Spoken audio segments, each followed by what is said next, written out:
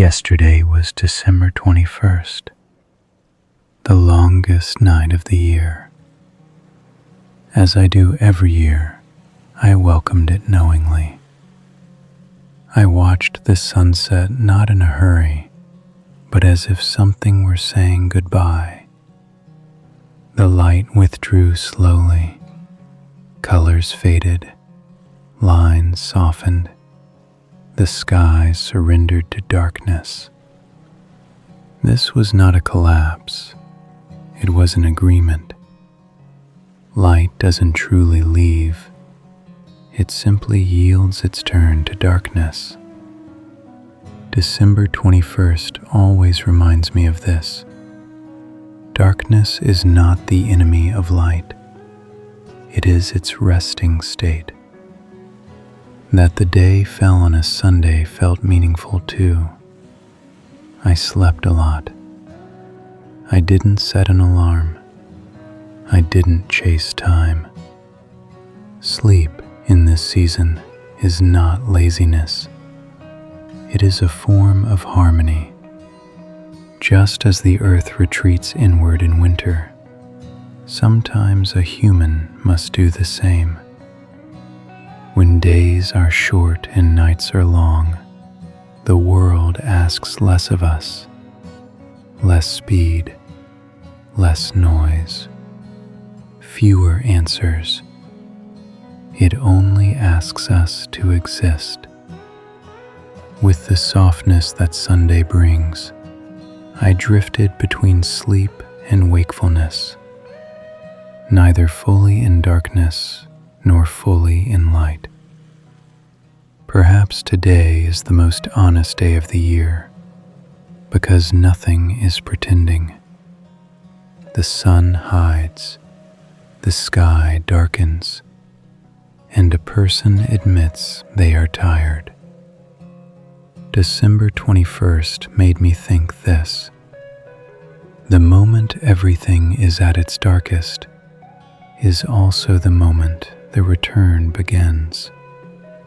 Because from now on, the nights grow shorter. And sometimes, hope is not in the arrival of light, but in knowing that darkness can grow no further.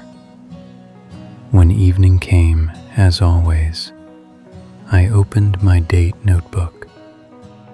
There was no special historical note written on the page for December 21st, and somehow that felt meaningful, because December 21st is older than history itself. It existed before calendars, before states, wars, and inventions. Thousands of years ago, people noticed this night. They understood that the darkness lasting this long was not accidental. That's why they celebrated. They lit fires. They stacked stones. They waited for the sun. Structures like Stonehenge were not built for victory, but for patience. To say, it will not get any darker than this.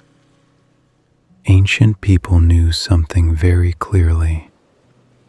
The longest night is also the night when darkness is defeated. From this point on, light begins to return. Slowly, thinly, but decisively. In the modern world, we've forgotten this knowledge. We mistake darkness for failure. We see rest as regression, sleep as weakness, withdrawal as loss. But December 21st says the opposite. Pulling back is preparation. Silence is accumulation. Darkness is fertile. Sleeping through the day, watching the early sunset, not trying to keep up with anything None of it was escape. It was speaking the same language as the season. Perhaps peace begins not when we align with the calendar, but when we synchronize ourselves with nature. December 21st made me think this: not everything needs to grow.